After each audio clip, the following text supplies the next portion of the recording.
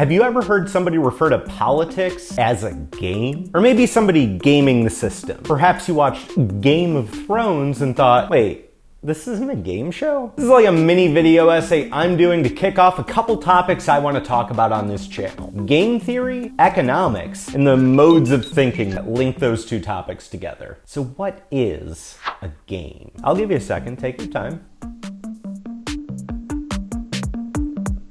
Are you having trouble coming up with an all-encompassing good definition? You're not wrong. There's a ton of definitions for game out there, so let's look at a few. First, here's some definitions that don't work. These are either too narrow or too broad to effectively encompass what we want to talk about here with games and game theory. A game is a form of art in which participants, termed players, make decisions in order to manage resources through game tokens in the pursuit of a goal. Games aren't always art and they don't always use tokens, so that definition's too narrow. A game is a closed formal system that subjectively represents a subset of reality. This, while probably true, also describes non-games and most of reality in general, so that's too vague. A game is a voluntary attempt to overcome unnecessary obstacles. Now, I happen to like that definition, and that's usually what I tell people when I'm talking about games. This works more as just a general description of a game. But we're talking about game theory, which is a little bit more complicated, like advanced games. We need a little bit more precise and scientific a definition. So what we're gonna do is take two different definitions from Katie Salen and Eric Zimmerman's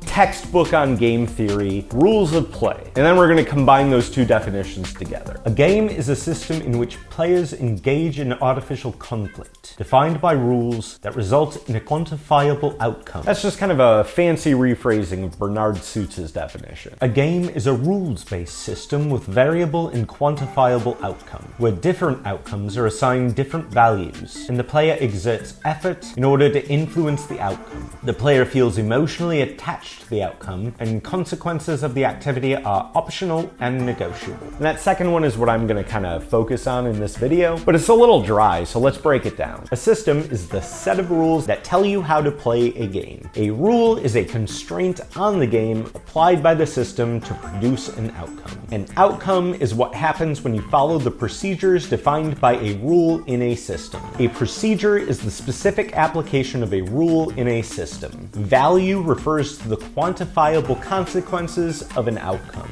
That's pretty easy, right? It's like basic programming, right?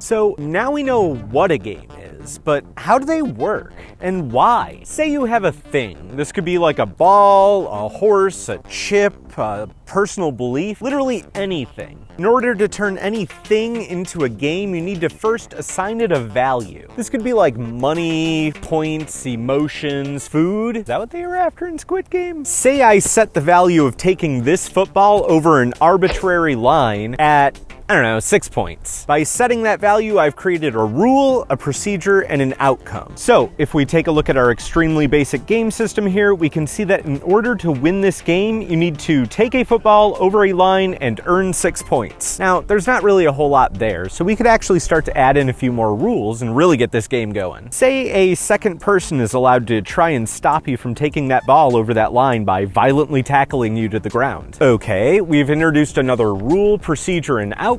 The rule being another person can stop you from scoring points, and they can do this by tackling the person with the ball to the ground. If they do that, then the other person can't get the ball over the line, and presumably they win. Now, we've got multiple players. That introduces the concept of competition, and the value assigned to the outcome of playing this game is that sweet sensation of winning. You know, dopamine, brain chemicals. That seems a little lopsided, so let's maybe add another rule in. If they stop the other player from getting the ball over the line 4 times in a row, then they get to try on offense and the other person has to stop them. Once again, we have a rule, a procedure, and an outcome. Now, our small game is starting to sound actually kind of fun, but it's pretty quick and still not very balanced. The game is heavily in favor of the person who starts with the ball, and 6 points is kind of an arbitrary number. It doesn't really make sense for a game with one outcome. And obviously, the real game of football is way more complicated than that thing I just described, or even backyard football for that matter. And I want to talk about a really important rule that constrains the game of football football temporally. The time limit. Now, why is this so important? A time limit introduces the concept of maximizing value. Let's take our simple game we were building and add in a time constraint. The players now have 20 minutes to get the football over the line more times than their opponent. And once we do this, the logic system of the game really starts to crystallize. All right, I need to outscore my opponent, which means I need to maximize my points. But how do I do that? Do I focus on offense and scoring as many points as possible? Or do I trust my defense to prevent them from scoring points? And then all I gotta do is score like 1 or 2. How do I get around them if they have longer arms than I have? I'm faster, but they're stronger. What's my strategy? You might recognize these thought patterns from like every decision you've ever made on a daily basis. Why? Why do we do this? Rules of Play defines the goal of successful game design as meaningful play. Meaningful play. What does that mean? Playing a game means making choices and taking actions. All of this activity occurs within a game system designed to support meaningful kinds of decision making. Every action results in a change affecting the overall system of the game. Another way of stating this point is that an action a player takes in a game results in the creation of new meaning within the system. For example, if you move a chess piece, the newly established relationships between chess pieces gives rise to a new set of meanings. Meanings created by the player's actions. Playing games teaches us how systems work. Some random guy that I grabbed off the street and interviewed a couple weeks ago gave a TED talk about gamification and how we can use the basic ideas of game theory to improve our lives and make basic boring tasks more fun. By developing good systems of engagement with the world around us, we can have fun in almost anything that we do. Fun being this broad, vague idea of doing something meaningful. One of my favorite game theorists, C.T. Gwynn, puts it like this: when we play a game, we try to win, but often winning isn't the point. Playing is. Winning is the goal, and meaningful experience is the purpose. Yes, we want to win at the game of life, but having a meaningful experience doing so is all that really matters on our deathbed. I know everything. I know everything. I know history. I know the universe works mentally. Every person has the same constraint put on them from the moment they're born to the moment they die. That is, maximize the value of my life. And that constraint is the same for all of us, brought on by the limits of the human body: death. Death is a tricky constraint, because it can rear its nasty little head at any time. Humans break down and eventually stop working, or they can get hit by a bus, like in Final Destination. After that, humans have no real intrinsic value other than the memories they leave behind that make our brain computers work. And that's what we're going to talk about, something I like to call the memory game. When we maximize the value of our life, we are also maximizing the memories that we leave behind after we're dead. How many memories can we create, and how many memories can we keep creating? This obviously leads to both good and bad outcomes. You got your Galileos, your Einsteins, your Beatles, but also your Hitlers, your Genghis Khans, and Alexander the Great. Or this guy who's currently winning the memory game. We remember those who win the memory game, but sometimes we'd rather forget. And the memory game explains so many phenomena in the world, right? Celebrity is a measure of your psychic influence over culture. Brands want you to remember them, so when you're in the shopping aisle, you'll buy their product. Politicians make slogans. Songs always get stuck in your head because information is sticky and our brains are like glue. So the more information you make, the more memories you create, and the more you stick in people's brains. That's the formula to immortality in a nutshell. That's why Trump has dominated the news cycle in the last however many election cycles. He's a sticky guy, but nothing seems to stick to him. And this is obviously a problem, but it's also a core aspect of the memory game. Like, if we're supposed to maximize the value of our life, what else are we supposed to do?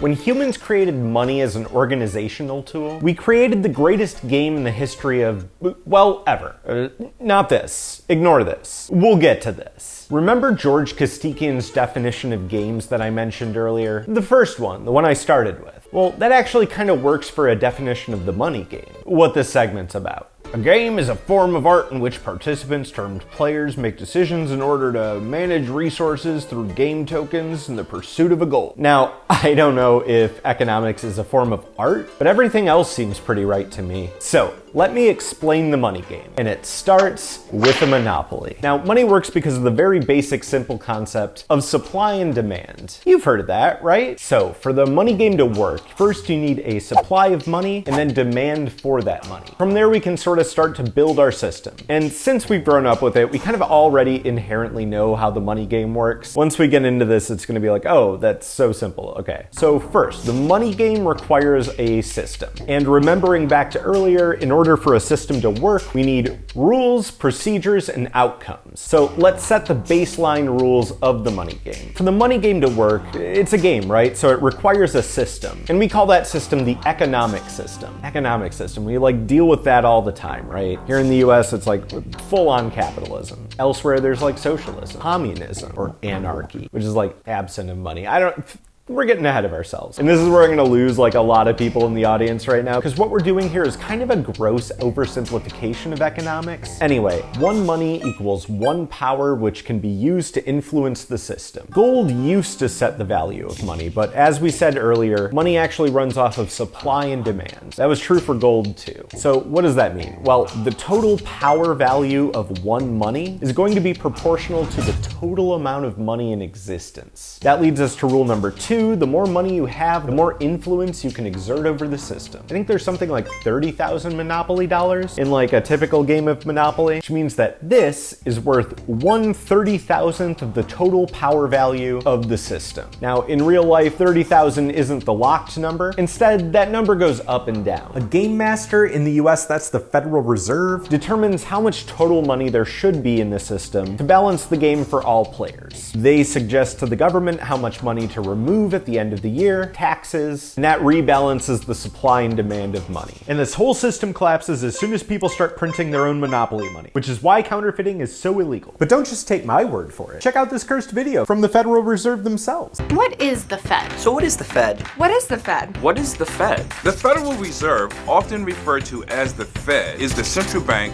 of the United States. The Federal Reserve is committed to monitoring the constant ebbs and flows in the economy and continually adjusting the stance of monetary policy to promote maximum employment and stable prices. To help keep this complex financial system stable and working, the Fed constantly monitors the linkages between investors, savers, borrowers, and businesses, all to help make financial institutions and markets more resilient so that even in times of economic and market distress, they can bend without breaking and keep the financial system from stalling. Those changes will then affect the spending decisions of households and businesses, and thus will have implications for economic growth, employment, and inflation. In The Deficit Myth by Stephanie Kelton, she describes how the interaction between taxes and entitlements, or government spending, aka the stuff you get for living in a state where you pay taxes, ensures a consistent power value for money. If these two forces get out of whack, say you're spending too much money without removing an equivalent amount of money from the system using taxes, then you get inflation. Essentially, inflation happens when there's not enough goods and services to meet demand.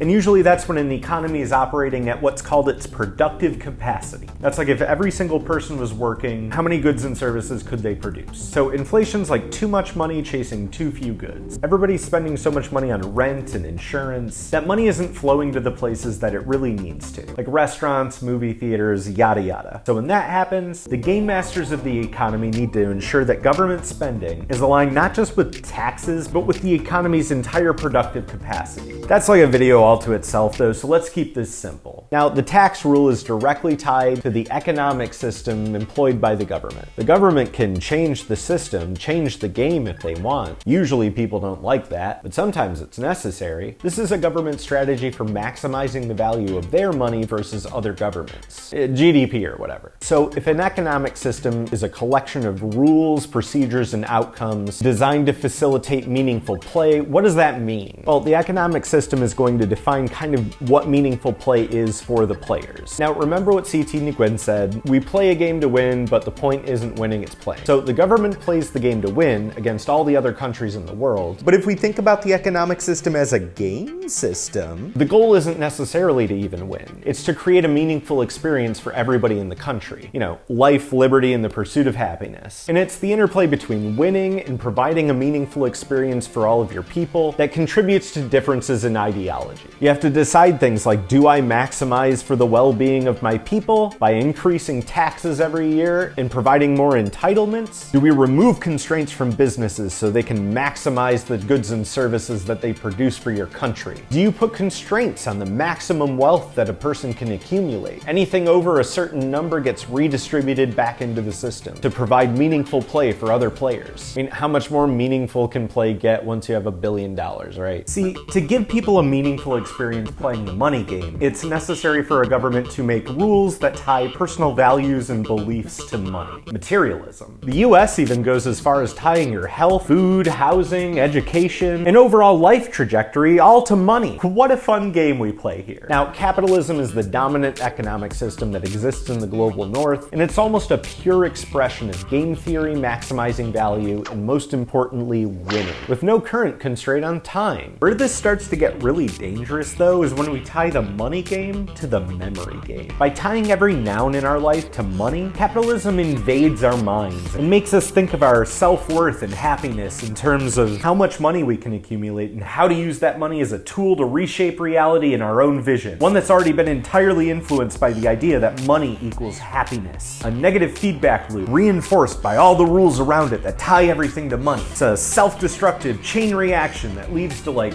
Citizen Kane. Fictional William Randolph Hearst was so fixated on money providing meaning to his life that on his deathbed, the only bits of meaning left were his childhood memories. Memories of a time before money destroyed his mind. Now, if all this sounds like a load of baloney to you, while I was doing my due diligence to make sure I wasn't just spouting nonsense off into the void, I found out that this month's edition of Scientific American is literally about everything I'm talking about in this video, right down to referencing Monopoly. And it's all related to this book that came out 2 months ago called Playing with Reality by Kelly Clancy, which is also about everything I'm talking about in this video, right down to the Monopoly reference. So expect a future video about that book once I've actually read it. Now, where was I? Capitalism? This is like a house on stilts. It's maximizing for upward growth, but it's extremely susceptible to the tiniest wave coming by and knocking out a couple pillars, toppling it into the sea. This game system focuses on creating super players in the form of businesses, which help facilitate the money game through employment. Businesses are kind of like the foundation that everything else in capitalism is built on. It's neat, ordered, extremely vertical, and very bad for the people at the bottom, but great for the people at the top.